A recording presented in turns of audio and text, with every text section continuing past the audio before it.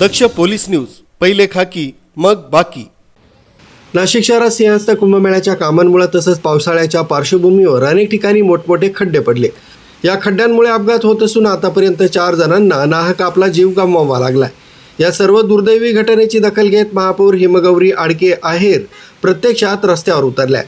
ज्या ठिकाणी खड्डे आहेत त्या ठिकाणचे खड्डे तातडीनं बुजवण्यासाठी ॲक्शन मोडवर आल्याचं पाहायला मिळालंय।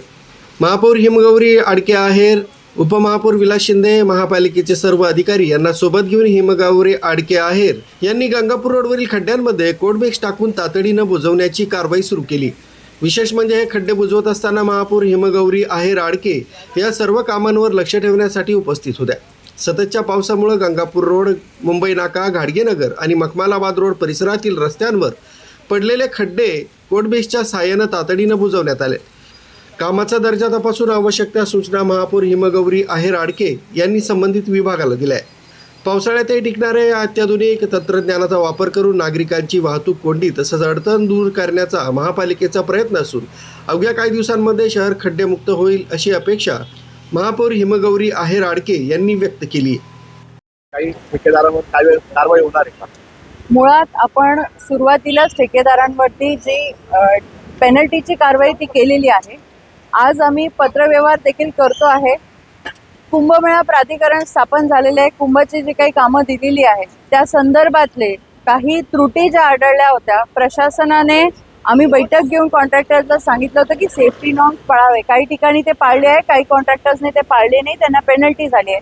पण मला असं वाटतं की जो त्या कॉन्ट्रॅक्टमधले असलेला क्लॉज आहे त्याच्यामध्ये पहिली स्टेज आपण पार केली आहे आणि ही आता दुसरी आहे की जिथे आपण उभं राहून हे करतोय। आणि जसं आपण म्हटलात की 4 लोकांचा आज बळी गेलेला आहे आणि ही अतिशय गांभीर्याने घेण्यासारखी बाब आहे।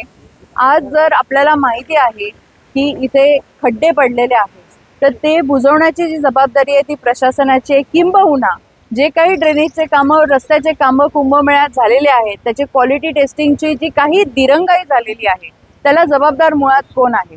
टेंडरमध्ये काही क्लॉज राहिलेले आहेत का? ह्या सगळ्या त्रुटींविषयी आता मी एक पत्र हे कुंभमेळा आयुक्तांना देते आहे, प्राधिकरणाला देखील देते आहे आणि CP साहेबांना देखील देते आहे। मला असं जाणवलंय, माझे 2 पत्र गेलेले आहे ट्रॅफिक रिलेटेड की आपण इथे व्हॉलेंटियर्स उभे करायला पाहिजे। आज तुम्ही बघताय संपूर्ण गंगापूर रोड आहे, इथे एक तरी दिसतोय का तुम्हाला पोलीस, होमगार्ड?